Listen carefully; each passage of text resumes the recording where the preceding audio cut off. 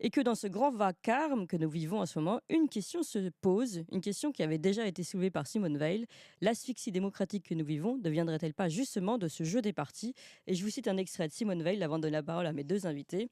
Dans La personne et le sacré, il est clair qu'un parti occupé à la conquête ou à la conservation du pouvoir gouvernemental ne peut discerner dans ses cris que du bruit. Il réagira différemment selon que ce bruit gêne celui de sa propre propagande ou au contraire qu'il le grossit. Mais en aucun cas, il n'est capable d'une attention tendre et divinatrice pour en discerner la signification. On est aujourd'hui dans cette question de partis qui servent évidemment la conquête de leur pouvoir et peut-être ne distinguent pas les autres bruits, l'appel à l'aide du peuple, du vrai peuple qui lui tente de se faire entendre. Voilà toutes ces questions que je pose à Jean-Frédéric Poisson et Alexandre Cunage-Desproval. Bonjour Jean-Frédéric Poisson. Tous. Merci d'être avec nous ce matin. Vous êtes philosophe, Merci à vous. président de VIA La Voix du Peuple, auteur de nombreux ouvrages, dont La Voix du Peuple, l'indispensable réforme constitutionnelle aux éditions du Rocher. C'est peut-être le livre qui est le plus en lien avec ce qu'on va aborder aujourd'hui. Puis Alexandre Cunage-Desproval, avocat au barreau de Paris et chroniqueur Tocsin. Peut-être je vais commencer par vous, Bonjour. Jean-Frédéric Poisson, sur cette question des partis et des boutiques. Vous êtes président de VIA, donc peut-être que ça vous pose un problème, nous répondre aussi directement sur le fait qu'un parti est un problème. Malgré tout, vous avez compris la question. Est-ce qu'on n'est pas aujourd'hui asphyxié par ces partis qui ne sont plus que des boutiques politiques? Non, non, je ne suis pas du tout gêné de répondre à votre question pour une raison simple d'ailleurs, c'est que c'est la Constitution qui définit le rôle des partis politiques en France, puisque ce sont, je le rappelle, les seules associations qui sont mentionnées expressément dans notre texte fondamental, comme pour dire que, et si je me rappelle bien de l'article 4 de notre Constitution, les partis concourent à l'expression de l'opinion publique, ce qui veut dire que le rôle de la Constitution, le rôle qu'ils ont récupéré, pardon, qui leur est assigné dans la Constitution est très clair. Il n'est pas marqué les partis se crêpent le chignon pour accéder au pouvoir. Il est écrit qu'ils concourent à l'expression de l'opinion publique.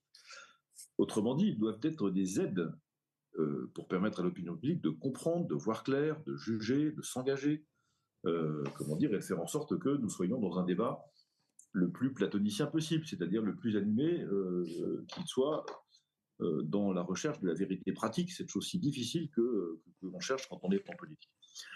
Et la peinture que vous avez faite tout à l'heure en présentant notre débat, malheureusement, est révélatrice du fait qu'on est loin de cette mission et on est loin de cet idéal qui voudrait que, grâce à des organisations bien intentionnées, orientées au bien commun, qui défendent leurs convictions, ce qui est leur droit, les citoyens voient plus clair et soient plus éclairés dans leur conception de la cité, dans le déroulement des problèmes du monde et des choix qu'ils doivent faire.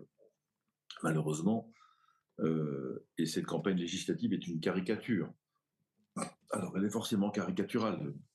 Une campagne législative qui dure 3 semaines, c'est assez inhabituel. Oui.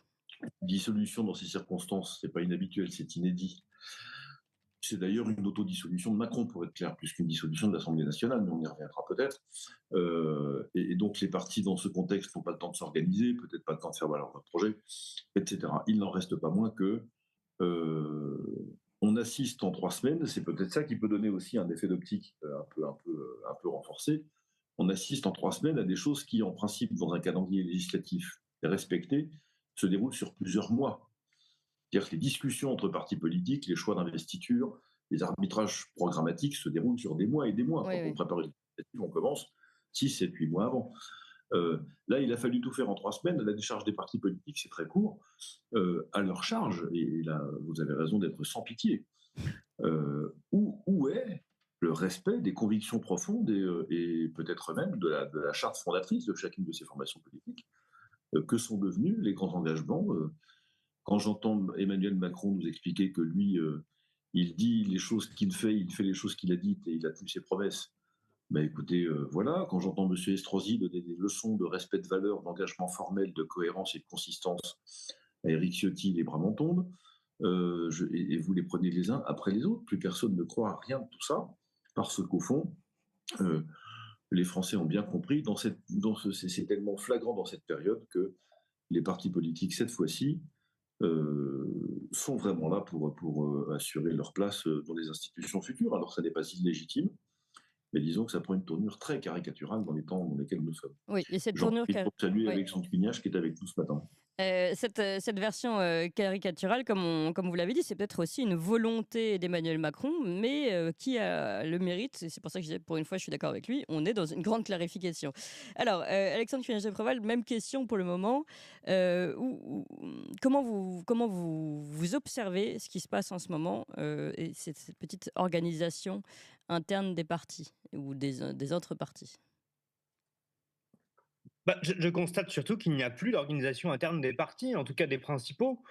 Heu, Prenez En Marche, prenez le Rassemblement national, prenez LR, on pourrait s'attendre à ce que des partis d'une telle ampleur, d'un tel niveau, qui aspirent tout de même, enfin, qui pour certains, sont aux responsabilités, qui ont, des régions, des villes, des métropoles, des élus, des sénateurs, et cetera, et cetera, soient prêts, notamment, par exemple, à envoyer des candidats. C'est-à-dire qu'ils aient une structure, hiérarchique, locale, avec des adhérents, avec des militants, Mmh. avec des responsables locaux, avec une école de pensée peut-être, et peut-être donc une pensée aussi. Mmh. Voilà des choses qui échappent apparemment, totalement aux principaux partis français aujourd'hui. Le plus symptomatique, je pense, ça avait été initié largement par En Marche, dès sa fondation, en 2017, je crois, ou 2016, où les candidats étaient recrutés comme ça, à la petite semaine. Je vois que Oui, LR c'était et le la Rassemblement société national. civile, la fameuse société civile. On l'avait brandie comme une bonne chose à l'époque. Exactement, mais prenez le Rassemblement national, donc héritier du Front national. On pense ce qu'on veut de ce parti, mais à l'époque du Front national, c'était un parti de militants, c'était un parti structuré, c'était un parti avec une branche jeunesse, avec des journaux, avec une école de cadre. Tout ça a totalement disparu. Maintenant, les candidats sont recrutés comme ça, sur un bout de bureau, sans aucun rapport d'ailleurs, la plupart du temps, avec même leur circonscription. C'est-à-dire Mmh. que enfin, c'est vraiment le largage de parachutistes, tous azimuts, hein. Donc Bah, en sur fait, les l'école de partis cadre, en tout n'existent cas, il plus. en existe une au Rassemblement national, puisque Jérôme Sainte-Marie en est le président, enfin le Oui, alors, directeur. laissez-moi avoir quelques doutes, sur l'existence réelle de la formation de ces cadres, vu que l'essentiel des gens qui sont aujourd'hui des «cadres» entre guillemets au Rassemblement national, sont tous des extérieurs au Rassemblement national. Mmh. Jérôme Sainte-Marie lui-même, mais prenez, Jean-Philippe Tanguy qui vient de chez Dupont-Aignan, prenez Sébastien Chenu qui vient de Guélib, hein. Faut quand même rappeler que l'excellent parcours de ces gens-là. En fait, aucun ne vient de la structuration interne du parti, et pour cause, ils ont évincé systématiquement tous les militants qu'ils restaient dans leur structure. Mmh. Et ceux qui restent ne sont généralement jamais investis, et en tout cas pas investis à l'endroit où ils sont. Donc, Vous voulez dire qu'en termes de purge, permettez-moi. le LFI n'a rien à le RN n'a rien à envier à LFI? Alors, et vous venez de lâcher le mot, je crois, extrêmement important, parce que vous l'avez cité tout à l'heure, Simone Veil avait fait une note sur l'abolition des partis politiques il y a quelques décennies de cela. Et elle soulignait le caractère intrinsèquement totalitaire de, des partis politiques. Pourquoi? Parce que chaque parti, veut accaparer, par définition, la totalité du pouvoir. Mmh. Mais allons plus loin, c'est-à-dire que dans le caractère totalitaire, il y a justement ce caractère de purge permanent. Or, les partis à l'ancienne, disons, prenez même le Parti communiste français à l'époque, c'était un lieu de sociabilité, c'était un lieu de formation, c'était un lieu de conviction, c'était un lieu où on se retrouvait un peu comme l'église, si vous voulez, Mmh. où on avait vraiment une place, on avait quelque chose à dire, à recevoir. On y trouvait une deuxième famille, en quelque sorte. Alors que là, non, c'est de l'autopurge permanente, parce que précisément, les partis ne portent plus rien de ce qu'ils devaient porter, c'est-à-dire des idées essentiellement. Mmh. Oui. Alors, on va revenir sur ce caractère totalitaire des partis. Je vais le citer, justement, cet extrait de la note sur la suppression générale des partis politiques de Simone Veil, et donner la parole à Jean-Frédéric Poisson derrière. Évidemment, là, on revient un peu au passé. C'est une note qui date de 1940, mais finalement qui est particulièrement d'actualité. C'est pour ça qu'aujourd'hui, je souhaitais qu'on reprenne ce sujet ensemble avec tous les deux. Je sais que vous connaissez bien cette auteure et penseuse, philosophe, Simone Veil. Alors, je la cite. Pour apprécier les partis politiques selon le critère de la vérité, de la justice, du bien public, il convient de commencer par en discerner les caractères essentiels. On peut en énumérer trois. Un parti politique est une machine à fabriquer de la passion collective. Un parti politique est une organisation construite de manière à exercer une pression collective sur la pensée de chacun des êtres humains qui en sont membres. Et la première fin, et en dernière analyse, l'unique fin de tout parti politique est sa propre croissance, et cela sans aucune limite, par ce triple caractère, tout parti est totalitaire en germe et en aspiration. Voilà la parole de Simone Veil dans cette note sur la suppression générale des partis politiques. Jean-Frédéric Poisson, est-ce que vous croyez qu'on y est aujourd'hui dans ce caractère totalitaire ou pas?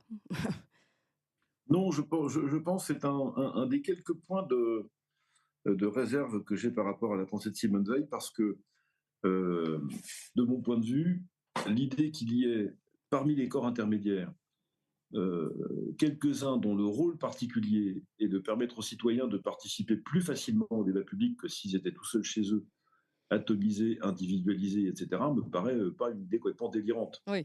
Mais c'est comme sur le reste, c'est-à-dire à partir du moment où vous oubliez que votre socle est la vérité, que votre mission est la recherche du bien commun et le respect de la dignité des personnes, ça ne peut pas bien se passer. Donc je pense que Simone Veil constate plutôt une déviance, enfin il constate, en tout cas je suis d'accord avec la déviance, avec le fiasco, si vous voulez, auquel nous assistons aujourd'hui. Je ne suis pas d'accord en principe, je pense que de manière pratique, je ne vois pas très bien comment on peut s'organiser autrement, de la même manière que dans un monde idéal, il n'y a pas besoin de syndicats pour défendre les intérêts des travailleurs. Mais nous ne sommes pas dans un monde idéal. Donc, comment dire, il y a une forme de réalisme froid, si vous voulez, qui oblige un peu à cet exercice. Maintenant, j'y reviens, et je partage parfaitement ce qu'a dit Alexandre Cugnache à l'instant. Quand j'ai commencé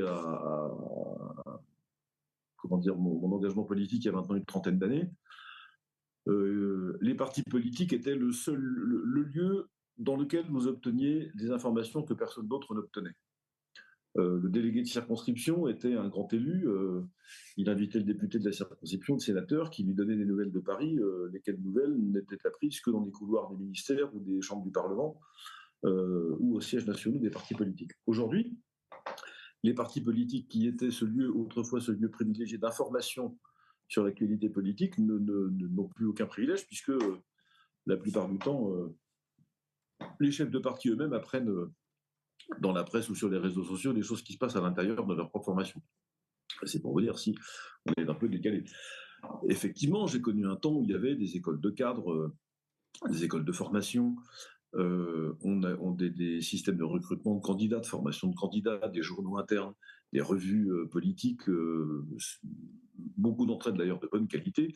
Il n'y a plus rien de tout ça aujourd'hui.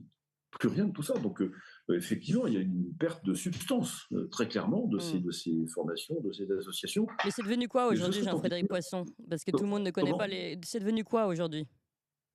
Ce sont devenus des écuries. J'ai un de mes amis qui est un membre relativement éminent des Républicains me dit nous sommes devenus un syndicat de gestion d'intérêts locaux. Ce qui est assez bien vu parce que finalement, malheureusement pour eux, c'est une formation dans laquelle j'ai gardé beaucoup d'amis. J'ai siégé aux Républicains pendant 2 mandats à l'Assemblée nationale, donc je les connais bien tous. Mais cette espèce, si vous voulez, quand vous n'êtes plus animé, encore une fois, par la recherche de la vérité, quand vous d'une certaine manière, vous vivez entre vous, on voit bien que qu'est-ce que c'est que l'histoire des Républicains ces 15 derniers jours? C'est une affaire d'entre-soi.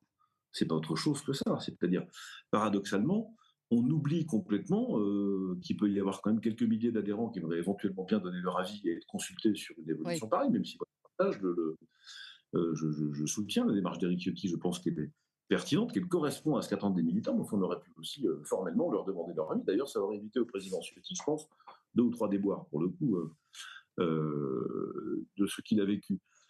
On est quand même dans le enfin, quand Monsieur Juvin et Monsieur Carlucci, dans les Hauts-de-Seine, décident de passer un accord législatif pour faire en sorte que, contre le Premier ministre sortant et le ministre des Affaires étrangères candidat dans ce département, il n'y a pas de candidat des Républicains. Oui. Et comment voulez-vous faire croire à vos militants que vous êtes dans l'opposition?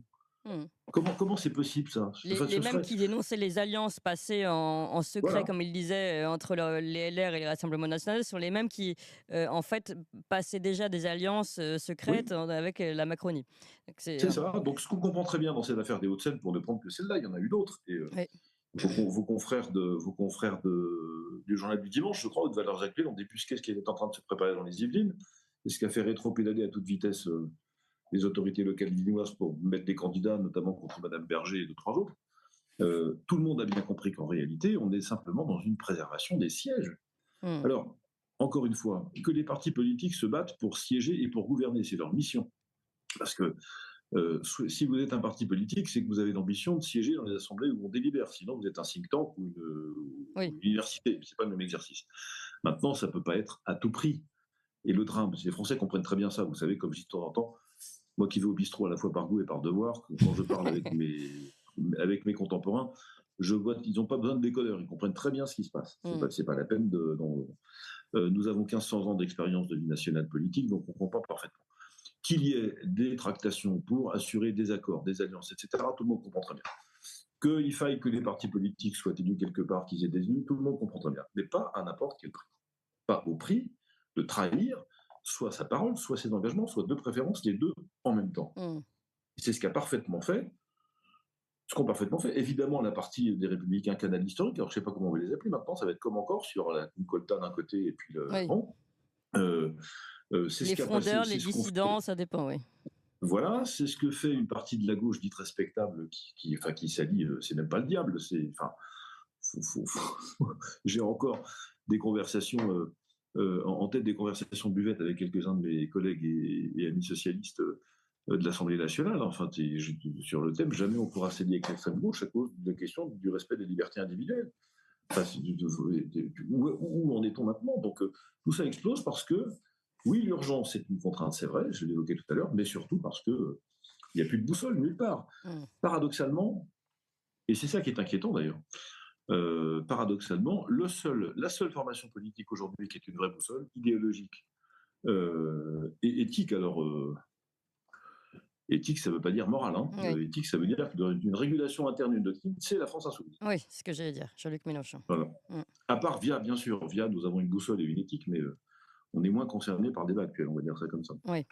Oui, parce qu'au moins, eux, ils sont fidèles à leur idéologie, leur socle idéologique, voilà, qui est affirmé.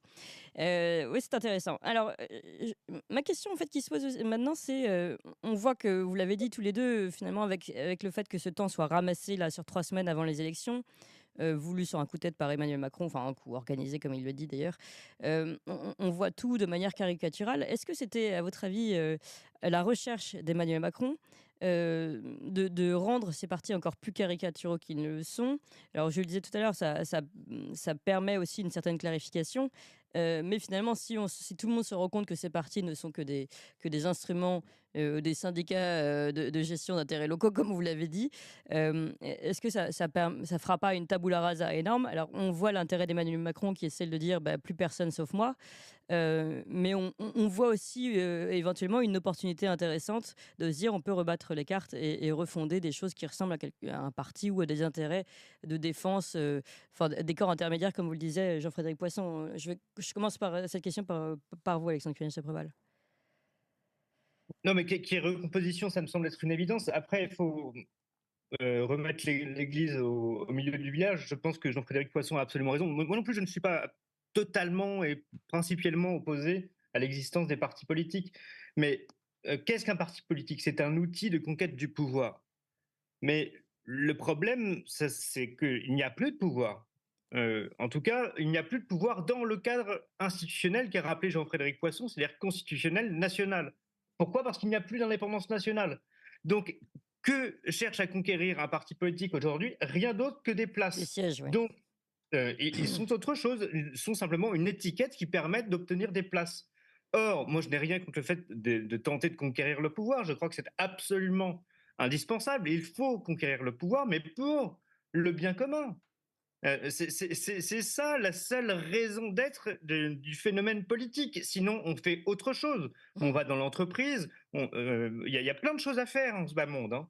Mais si on n'est pas là pour conquérir, exercer réellement le pouvoir en vue du bien commun, c'est-à-dire l'indépendance nationale, la prospérité, la paix civile, etc., etc., eh bien, on fait autre chose. Donc, ces gens ne font pas de politique, c'est un mensonge, c'est une supercherie.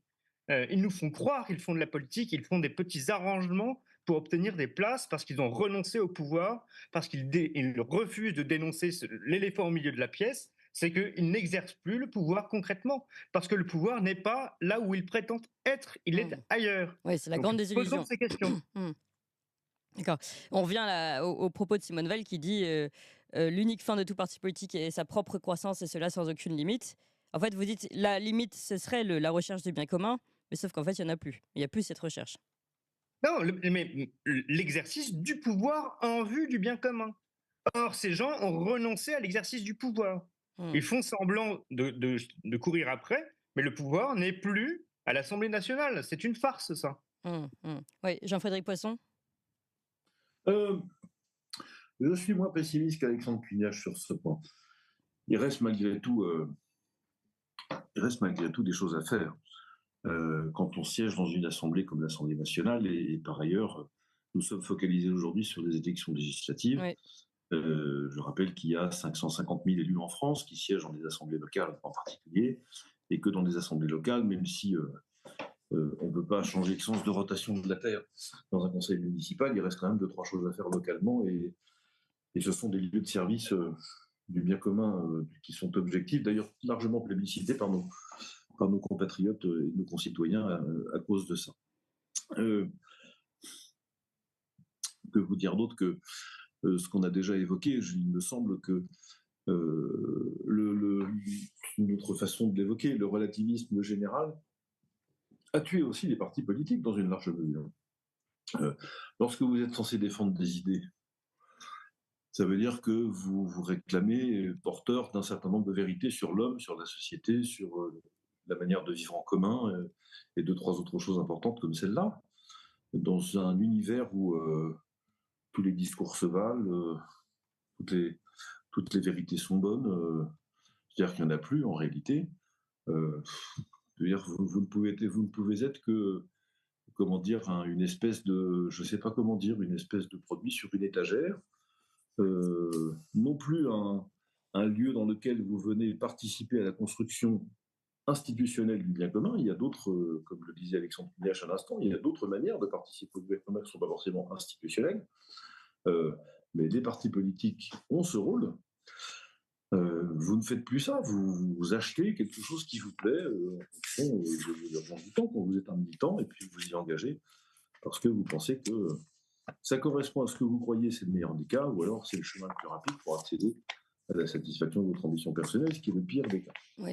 Je parle des futurs élus et des responsables. Bon. Maintenant, ne voyons pas non plus, comment dire, tout n'est pas non plus à jeter, encore une fois. C'est très, très difficile d'imaginer une vie politique sans formation qui devrait être des portes d'entrée. On le répétait tout à l'heure, éducative, de formation institutionnelle, de formation à la pratique politique, parce que vous savez, il y a aussi cet aspect. Le macronisme a presque réussi à nous faire croire, je dis bien presque, parce qu'il n'est pas tout à fait arrivé, qu'on pouvait s'engager en politique comme ça, simplement, que c'était finalement une activité comme une autre, et que le dernier des crétins pouvait, sans effort particulier, s'adonner à l'exercice de mandats publics. Mais les mandats publics, comme n'importe quelle autre responsabilité, réclament un certain nombre de vertus qui ne sont pas les mêmes que celles qu'on met en exergue lorsqu'on s'investit dans d'autres types d'univers. Une forme de savoir-faire, l'exercice de responsabilités éminentes comme celle d'un mandat parlementaire réclame idéalement d'être passé par l'éducation des assemblées locales pour comprendre comment ça fonctionne, apprendre qu'il y a des règles non écrites qui sont aussi importantes que les règles écrites, qu'on ne peut pas se comporter n'importe comment dans ce genre d'assemblée, toutes ces sortes de choses qu'on apprend d'expérience et sur lesquelles on forge sa personnalité, sa compétence et son mandat d'élu.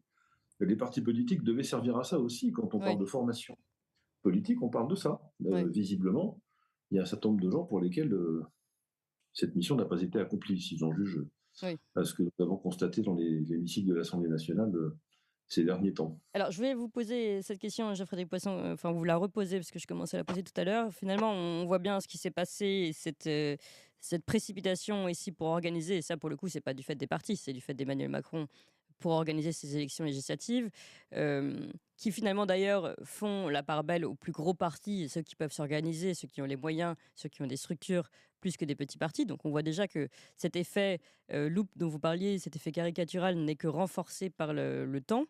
Euh, Finalement, quel est l'objectif, à votre avis, d'Emmanuel Macron? Est-ce que derrière, il y aurait cette envie de, par cette forme de clarification, mais que tout le monde réalise.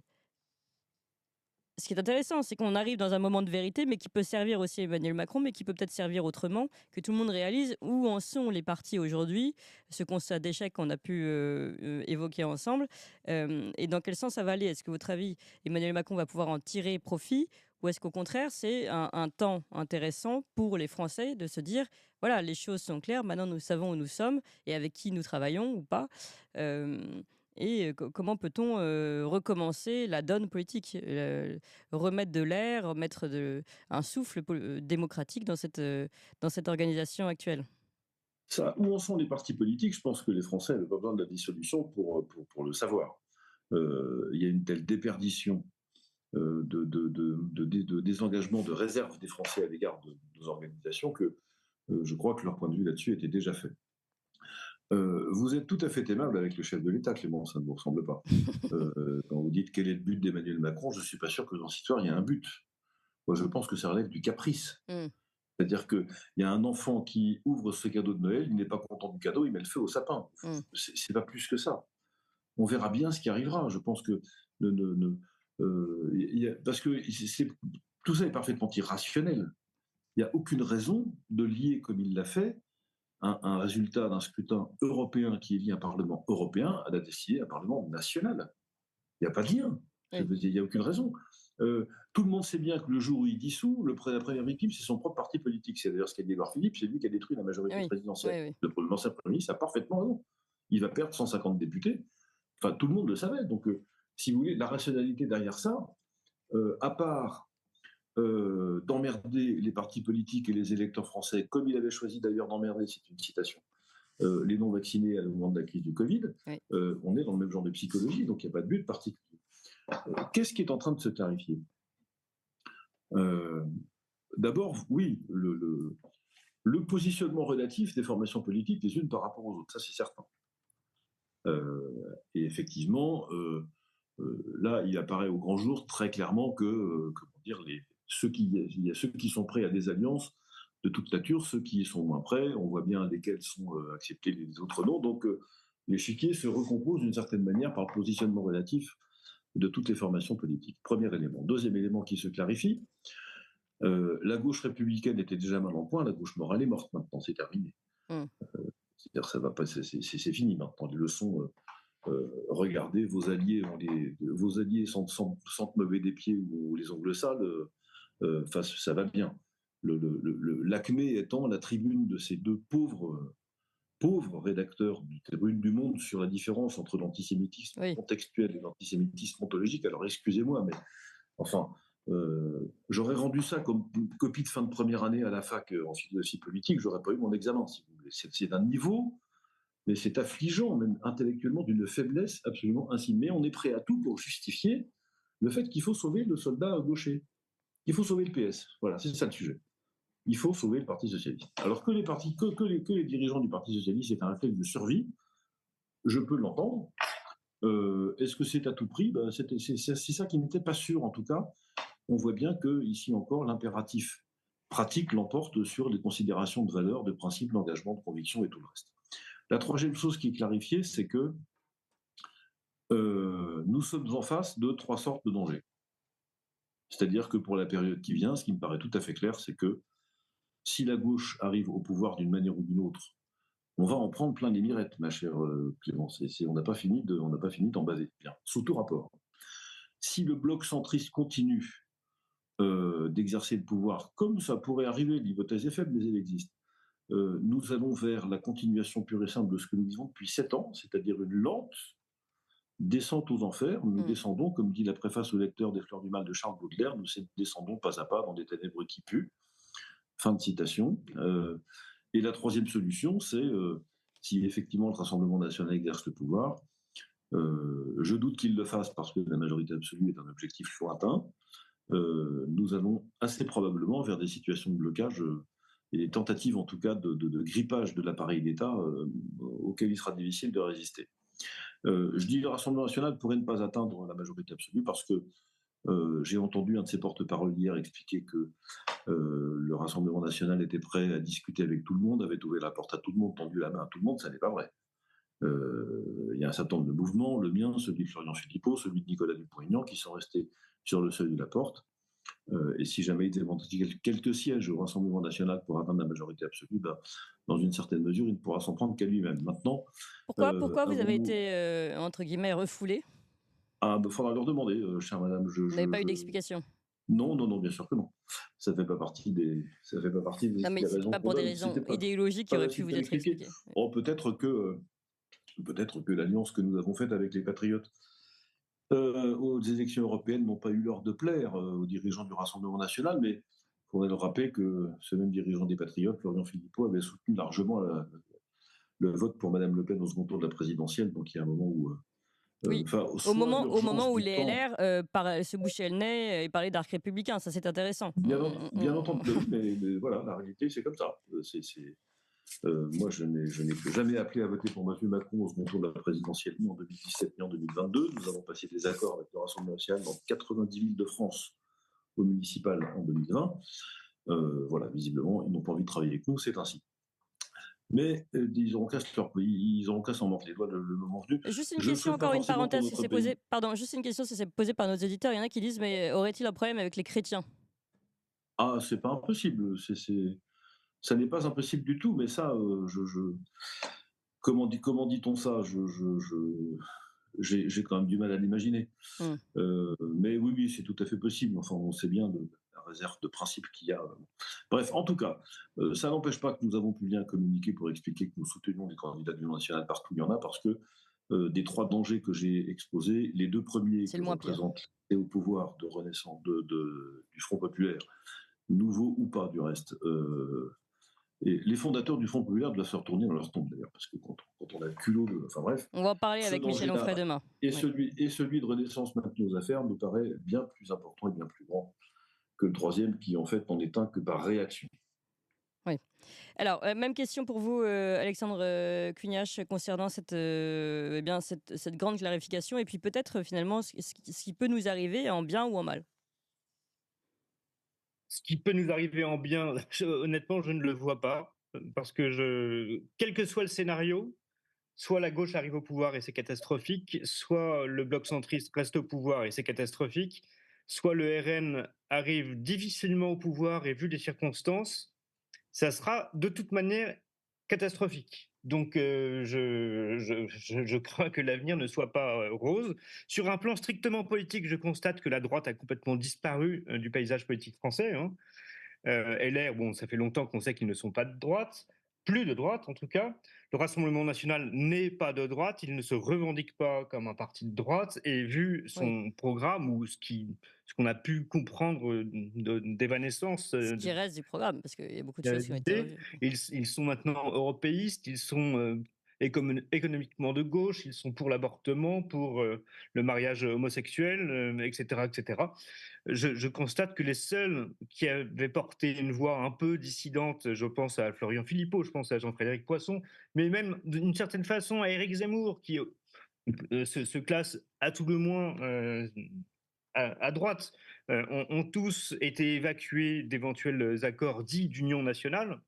En fait, moi, je ne vois pas d'union nationale, je vois simplement le ralliement, le débauchage de quelques personnalités éparses et pas d'accords globaux entre ce qu'on pourrait appeler les droites conservatrices, patriotiques, et encore, moi je ne réclame pas qu'une alliance à droite, hein. Encore une fois, je considère que le RN est un parti de gauche patriotique, c'est son droit, je trouve ça mieux que Bah la oui. gauche cosmopolite, mais voilà, ce n'est pas non plus la panacée, hein. Juste pour revenir sur cette histoire d'union nationale qui réunit des personnalités éparses, c'est vrai que si on voit que ce sont des LR qui, jusqu'à maintenant, ont oublié qui ils étaient pendant ces 10 ou 15 dernières années, et ont refusé en revanche, vous l'avez dit, Éric Zemmour, Florian Philippot ou Jean-Frédéric Poisson. C'est peut-être que justement l'idée est d'avoir des personnalités sans personnalité. Et même Nicolas Dupont-Aignan, hein, qui a été l'une des premières personnalités d'envergure nationale, disons, a appelé officiellement à voter pour Marine Le Pen. Je constate qu'il ne fait pas bon avoir été dans les premiers à soutenir le principe d'une alliance avec ces gens-là. Oui, c'est vrai. C'est intéressant. Donc, personne ne voit finalement de point de vue, de clarification positive, au moins des choses du parti politique, et puis peut-être d'une tabula rasa qui risque d'arriver après ça. Vous ne Ça voyez pas ça? risque d'arriver. Certainement pas comme on l'attend, mais l'histoire est en marche, ça c'est une certitude. Mais pas dans le temps des législatives, mais plutôt plus tard, en fait, d'après ce que je comprends. Ah, Merci. je pense que c'est le début en tout cas. Ouais.